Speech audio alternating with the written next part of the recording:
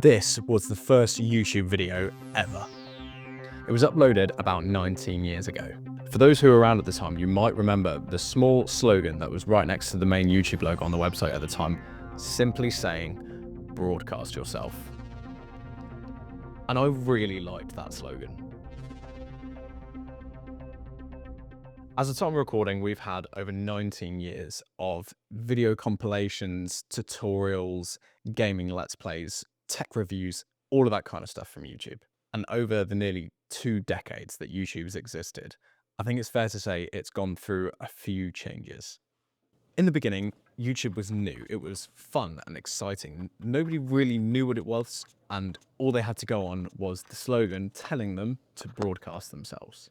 And that's what I loved about it, especially at the time. It was one simple instruction from YouTube given to its user base to perform a simple action. Next, people started getting big. Channels started to grow. Subscriber bases started to grow. People started realizing that this could be a legitimate way of making money. And then when YouTube was bought by Google for like $1.6 billion, YouTube making money was now more important than ever before. I think at this time as well, the big influential YouTubers sort of started to change.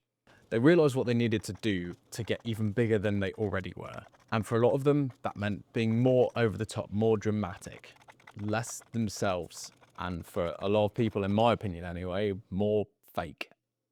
Fast forward to the early 2020s, and influencers are right at the top, undisputedly.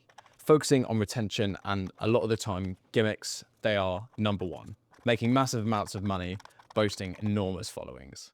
And they deserve credit for what they've done. What they have there isn't easy to do, and it takes a massive amount of effort to get to where they're at. But I think that this kind of content creation now, where people are influencing their viewers, they're so massive, they're so big, and a lot of the times they're just really disingenuous and really fake.